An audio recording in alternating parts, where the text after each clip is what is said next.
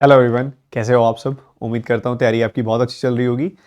इस वीडियो के अंदर हम बात करने वाले हैं कि आने वाले 15 दिनों में आपकी तैयारी किस डायरेक्शन में जानी चाहिए। यहाँ पे हम IBPS RRB PO क्लर्क की बात करने वाला हूँ और इसके साथ साथ SBI क्लर्क मेंस की भी बात करने वाला हूँ। तो दोनों को एक साथ लेके चलेंगे और साथ में जो गाइडेंस होगी वो IBPS क्लर्क मेंस की भी मैं आपको दूंगा।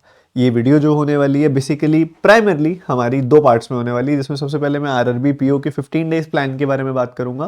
फिर आगे आने वाले एक हफ्ते में जो SBI क्लर्क मेंस वाले बच्चे हैं उनको कैसे काम करना है और साथ साथ RRB को कैसे लेके चलना है इसके बारे में भी बात करेंगे। सबसे पहली बात, आपका जो RRB PO और क्लर्क का एग्जामिनेशन है, आप सब मॉक टेस्ट लगा रहे हो, आप सबको कई सारी चीज़ें वहाँ पे परेशान भी कर रही होंगी, काफ़ी सारी चीज़ें आप सीख भी रहे होंगे। मैथमेटिक्स की यहाँ पे स्पेसिफिकली बात करूँ कि आपको मार्क्स कैसे पुश करने हैं अगले 15 दिनों में, उसकी बात करते हैं। सबसे पहले आपको वहाँ पे 20 मिनट दिए जाएंगे, 40 सवाल होंगे आपके पास, 20 मिनट्स होंगे आपके पास और उसमें आपके पास होंगे 40 क्वेश्चंस। सबसे पहले कितने मार्क्स यहाँ पे यूजुअली बच्चे निकाल रहे होंगे, जहां तक मैं समझ पा रहा हूँ आप 20 से 25 क्वेश्चन निकाल पा रहे होंगे, 20 से 25 मार्क्स आप सबके निकल पा रहे होंगे अगर आपने ठीक ठाक तैयारी की हुई है। तो यहाँ पे आप 30 तक जा सकते हो। इधर आप गोल रख सकते हो कि मैं 30 तक जाऊं 20 मिनट के अंदर। अब ये गोल को कैसे अचीव किया जा सकता है, मैं ये नहीं कह रहा कि 30 नहीं आ रहे तो बुरे अप्रोच है, नहीं, ठीक है, आपके अगर 20 से 25 तक आ रहे हैं तो आप ठीक कर रहे हो। कोशिश करोगे 25 से ऊपर जाने की तो आपके सिलेक्शन के चांसेस और बढ़ जाएंगे। सबसे पहली बात है सेगमेंट स्ट्रेटेजी। सेगमेंट स्ट्रेटेजी आपने पढ़ाई तो की हुई है 15 दिनों में, ऑब्वियसली आप बेसिक से तो नई चीजें नहीं सीख सकते, पर जो सीखा हुआ है उसको और ज्यादा फाइन कर सकते हो। इससे मेरा क्या मतलब है, मान लो आपका सिंप्लीफिकेशन का टॉपिक है, आज आपको मैं बोलूं कि आपको मैंने दिया आधा घंटा, आधे घंटे में कितने सिंप्लीफिकेशन कर दोगे। कई बच्चे बोलेंगे मैं 30 कर दूंगा, कई बच्चे बोलेंगे मैं 40 कर दूंगा, 50 बोल कर दूंगा, कई बच्चे बोलेंगे मैं 60-70 कर दूंगा। यहां पे बात आती है आपको अपने जो ताकत है, अपने उस सेगमेंट है उसको और स्ट्रॉन्गर बनाया जा सकता है। कैसे? टाइम बेस्ड अप्रोच, एक टाइमर बेस्ड अप्रोच के साथ। तो आप क्या करें, खुद के लिए आगे आने वाले 15 दिनों का शेड्यूल बनाएं। कोशिश करें दिन में 2 से 3 मैक्रो सेट लगाने की। जो आपके मैक्रो सेट हैं उनको सॉल्व करने की कोशिश करें। अब ये 2-3 जो आप सेट लगाने वाले हैं वो किस स्टाइल से लगाने हैं, जैसे कि आपने 50 क्वेश्चन का एक सेट उठाया, 50 क्वेश्चन सिंप्लीफिकेशन का एक सेट उठाया और उसके लिए खुद को टाइम दिया 20 मिनट्स का। कोशिश करो पुश करने की। पहली बार में 30 होंगे, 35 होंगे, जब आप रेगुलरली आप करते जाओगे आगे तो वो नंबर पुश भी होगा। थोड़ा सा में खांसी अगर आए तो आप इरिटेट मत होइएगा, थोड़ा सा तबीयत अभी पूरी तरह ठीक नहीं हुई है।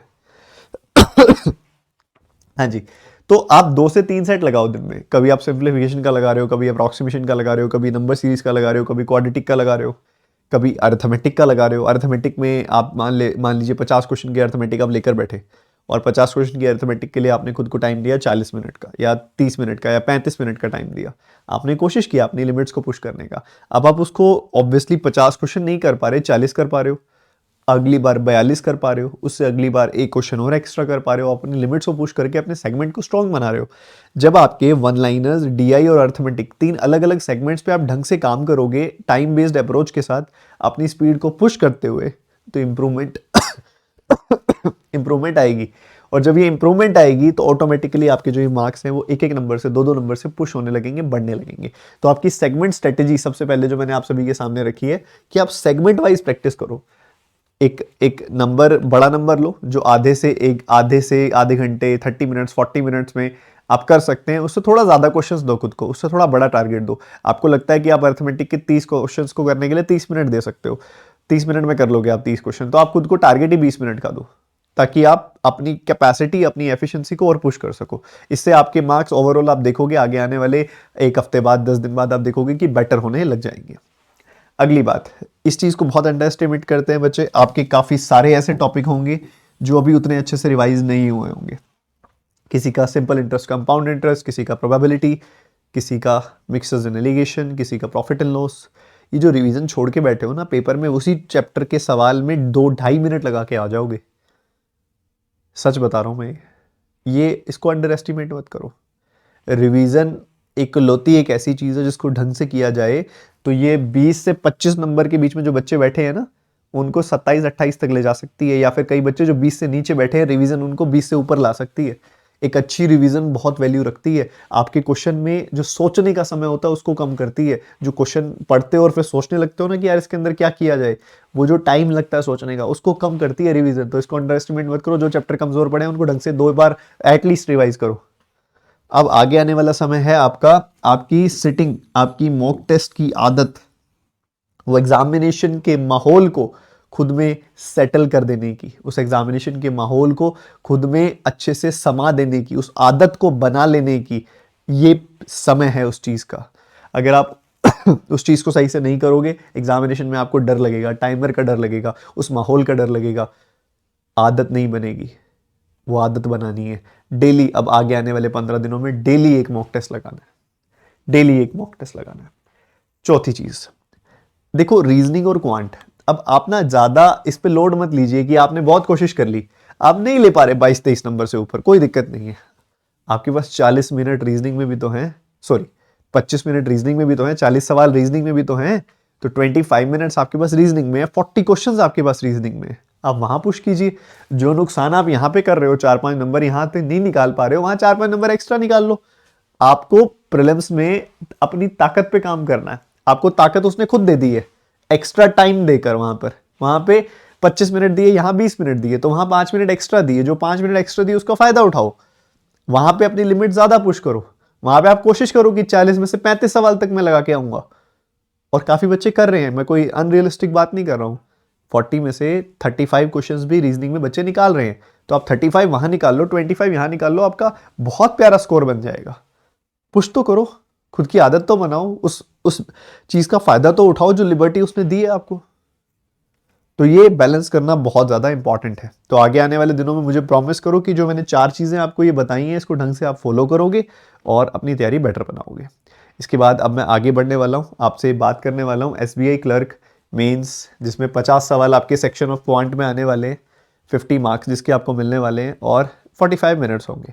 अगर मैं आपके सामने एक छोटी सी बात रखूँ ना कि क्या मैटर करता है, एक मेंस के मार्क्स को बूस्ट करने के लिए क्या चीज मैटर करती है, तो मैंने उसके लिए ना ये 4 पिलर्स बनाए कि 4 पिलर्स पे टिका हुआ है मेंस के मार्क्स कैसे बूस्ट किए जाते हैं। IBPS क्लर्क मेंस के लिए भी यही बात लागू होती है, और SBI क्लर्क मेंस के लिए भी यही बात लागू होती है। सबसे पहली चीज होती है एक अच्छी पढ़ाई करना। बेसिक से तो आप सबने पढ़ाई हुआ है। बेसिक से पढ़ लेने के बाद हर एक चैप्टर की 3 से 4 बार रिवीजन एटलीस्ट की होनी चाहिए। जिनकी 4-5 बार रिवीजन है और अच्छी बात, रिवीजन से आपके कॉन्सेप्ट डीप होते हैं, समझ अच्छे से आता है, सवाल को सोचने में, समझने में, किस तरीके से आगे बढ़ना है, उस अप्रोच में जो समय लगता है वो कम लगता है। ठीक है, तो ये जो रिवीजन है ये बहुत ही काम की और बहुत ही जबरदस्त चीज है। ठीक है, ये इंपॉर्टेंट है। अब काफी बच्चों के मन में ये भी आता है सर रिवीजन कैसे करें। रिवीजन आपको नोट्स से और क्लास की PDF से करनी होती है, अगर आपने ढंग से चैप्टर पढ़ा हुआ है तो। पर अगर चैप्टर सही से उस समय नहीं पढ़ा तो वीडियो चला के एक बार तो ढंग से पढ़ना ही पड़ेगा, और उसके साथ लगे हाथ अपने नोट्स बनाए हुए तो वो ठीक है, नहीं तो क्लास की PDF जो है वहां से रिवीजन करनी होती है। उसके बाद मेंस का IQ पुश करना। मेंस का IQ पुश आप कर ही रहे हो इतने दिन से, जो मैं मेंस की क्लासेस ले रहा हूँ, मेंस की प्रैक्टिस करा रहा हूँ, पेड पे हमारा ऑपरेशन मेंस कोर्स चल रहा है, और अभी हम यूट्यूब पे भी हमने रिसेंटली बहुत सारी क्लासेस ली हैं। आप अगर देखेंगे, आपने अटेंड किए, तो वहां पे हम क्या कर रहे हैं, हम अपना IQ ही तो बूस्ट कर रहे हैं, हम अपने IQ को ही तो पुश कर रहे हैं, हम अपनी IQ को बेटर बना रहे हैं ताकि मेंस के कॉम्प्लिकेटेड लॉजिक को भी समझ पाए। बिल्कुल डायरेक्ट सवाल जब वो नहीं देता है, इनडायरेक्ट कॉम्प्लेक्सिटी जब वो हमारे सामने रखता है, तो उस इनडायरेक्ट कॉम्प्लेक्सिटी को तो हम समझ पाए। वही तो काम हम कर रहे हैं वहां पे, अपने IQ को ही तो पुश कर रहे हैं। तो वो भी आप लगे हुए हो, वो भी आप कर रहे हो। मैं बेसिकली आपको 4 पिलर्स बता रहा हूं, आप इसमें से आप क्या नहीं कर रहे हो उस पर काम करो, वो चीज ठीक करो जिस हद तक अब बचे हुए दिनों में की जा सकती है। वो बताऊंगा मैं भी क्या किया जा सकता है। अगला पिलर होता है राइट अप्रोच। पेपर सही तरीके से अटेम्प्ट करना। पेपर तो अभी आप एक ही बार जाके अटेम्प्ट करोगे, बट उससे पहले पेपर की जो डमी होती है, यानी कि मॉक टेस्ट, उसको सही से अटेम्प्ट करना, ताकि एग्जामिनेशन को भी हम सही से अटेम्प्ट कर सके। जो रियल पेपर हो उसको भी हम सही से अटेम्प्ट कर सके। उसकी तैयारी, उसकी प्रैक्टिस अच्छे से करना, ये है अगली चीज जो बहुत ज्यादा मैटर करती है। अगेन, कि आपकी राइट अप्रोच है या नहीं, पेपर सही से अटेम्प्ट कर रहे हो या नहीं। और अगली चीज, पेपर होता लंबा, पेपर में घंटों बैठना पड़ता है, पहले जाके बैठना पड़ता है, फिर 2 घंटे से ऊपर का हमारा 2.5-3 घंटे का पेपर होता है, उतनी लंबी देर तक जब बैठना होता है ना, तो वैसे ही हालत टाइट हो जाती है। इतने वैरायटी ऑफ कॉन्सेप्ट्स, जीए भी करनी है, इंग्लिश भी करनी है, क्वांट भी करनी है, रीजनिंग भी करनी है, जब ये सब में अलग अलग तरीके से दिमाग इतनी लंबी देर तक बैठ के चलाना होता है ना, तो वैसे ही हमारी हालत टाइट हो जाती है। हम पेपर अच्छे से अटेम्प्ट कर ही नहीं पाते, किसी ना किसी सब्जेक्ट को कमजोर कर ही आते हैं। उसकी आदत बना लो। आप अभी तक तो मॉक टेस्ट दे ही रहे होगे, आगे आने वाले दिनों में भी अच्छे से मॉक टेस्ट दो, ताकि लॉन्ग सीटिंग कैपेसिटी आपकी बनी रहे, वो एफिशिएंसी आपकी बनी रहे, वो आप खुद को उस लेवल पे तैयार कर सको कि एग्जामिनेशन हॉल में लंबी देर तक बैठूंगा तो मैं कर पाऊंगा, आदत बना पाऊंगा। अच्छा, पेपर अटेम्प्ट कैसे करना है, जो अभी बहुत ज़्यादा मैटर करता है। आप रिवीजन तो कर ही रहे हो, ये एक्सपेक्ट कर रहा हूँ मैं, करते रहो। जो चैप्टर कमज़ोर है उसको और अच्छे से कर लो। उसके अलावा आप आईक्यू भी बिल्ड कर रहे हो, आप रेगुलर क्लासेस में भी आ रहे हो, वो काम भी आप कर रहे हो, पुरानी मेंस की क्लासेस भी आप अच्छे से लगे हुए हो, आईक्यू वहाँ से ही पुश कर रहे हो। तीसरी चीज़, पेपर को अटेम्प्ट कैसे करना है एक बार मैं बताता हूँ।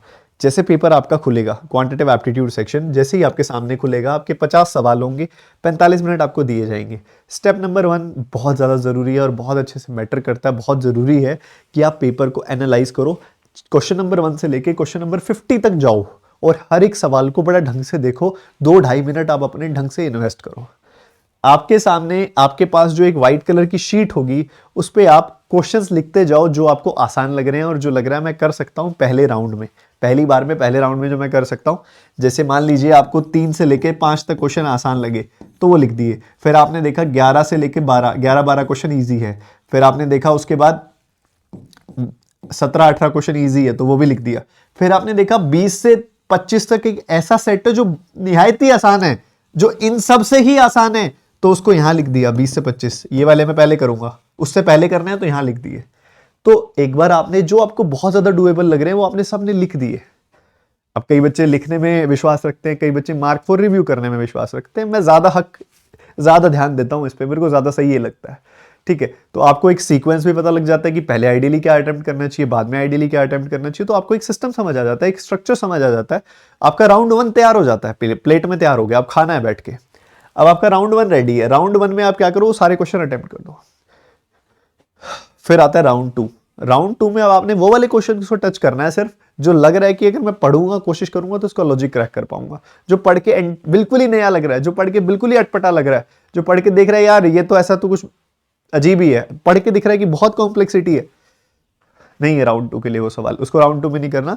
तो जो डुएबल लग रहे हैं, थोड़े बहुत ठीक लग रहे हैं, पढ़ के समझ आ रहे हैं, आगे बढ़ सकते हैं, उसको देख के लग रहा है कि ऐसा ऐसा कुछ किया हुआ है, या मैं पढ़ूंगा तो ऐसा ऐसा कॉन्सेप्ट मुझे आता है, वो लग रहा है यहाँ पे लेंदी नहीं है। कई बार क्या होता है, पढ़ के लगता है समझ भी आ गया होता है कैसे करना है, बट ये भी समझ आ रहा होता है कि पढ़ लिया, लॉजिक क्या है ये समझ भी आ गया, बट ये भी लग रहा होता है कि कॉम्प्लिकेटेड है, लेंदी है, तब भी उसको छोड़ना है, उसको राउंड 2 में नहीं उठाना। ठीक है, तो यहाँ पे आप इस तरीके से आप आगे बढ़िए। ठीक है, ये हो गई आपकी अगली चीज। तो लॉन्ग सिटिंग कैपेसिटी एफिशिएंसी आप बनाने वाले हैं, रिवीजन आप करने वाले हैं, रेगुलर क्लासेस तो आप कर ही रहे हैं, राइट अप्रोच बता दिया क्या बिल्डअप करना है, और मॉक टेस्ट लगाइए ताकि लंबी देर तक बैठने की आदत बनी रहे। अब जिन बच्चों का मेंस का पेपर है वो आरआरबी भी तो दे ही रहे होंगे, ये मैं एक्सपेक्ट करके चल रहा हूँ। आरआरबी तो सारे बच्चे ही दे रहे हो, तो मेंस का पेपर है तो आरआरबी भी देना ही होगा। तो आपको अभी ज्यादा लोड नहीं लेना, आपका रिवीजन अच्छा चल रहा है, आपकी तैयारी अच्छी चल रही है, और यही सब आएगा प्री पेपर में भी, हल्के वर्जन में आएगा, हल्का सा आएगा, उसका हल्का लेवल आएगा। तो कुछ अलग करने की जरूरत नहीं है। SBI clerk, IBPS clerk, IBPS PO, SBI PO, ये सब देकर बैठे हो तुम। ठीक है, अच्छे से देकर बैठे हो, पेपर दे आओ। उसके बाद भी तुम्हारे पास 6 से 8 दिन होंगे, 6-7 दिन होंगे पेपर देके आने के बाद भी तुम्हारे पास। उसके बाद आकर बहुत सारे वन लाइनर्स लगा लेना, मतलब 100 के सेट लगा दो, simplification, approximation, number series, quadratic equation, 100 questions के सेट लगा दो आके, बहुत सारे, और बहुत सारे मॉक टेस्ट, दिन में 1-1, 2-2 मॉक टेस्ट लगा दो। अब एकदम वापस फ्लो बन जाएगा आरआरबी के लिए। आरआरबी से पहले मैं अभी सिर्फ 1 हफ्ता सिर्फ मेंस, कुछ मत देखो और कोई चीज़, लगे रहो, सब बहुत अच्छा होगा, टेंशन नहीं लेनी, सीखो, अच्छे से मेहनत करो। ठीक है, थोड़ी सी हालत उतनी बढ़िया नहीं है, तो मुझे मतलब क्या पता मेरी प्रेजेंटेशन उतनी बढ़िया ना रही हो, अपनी बात आप तक रख पाया हूँ। कोशिश यही है कि आपका टाइम वेस्ट ना हो, सारी बात आपको बता दूं। कोई अगर छूट गई होगी बात तो मैं अलग से उसके ऊपर वीडियो बना दूंगा। God bless you, take care, सब बहुत बढ़िया होगा। अच्छे से पढ़ाई कीजिए, अच्छे से तैयारी कीजिए।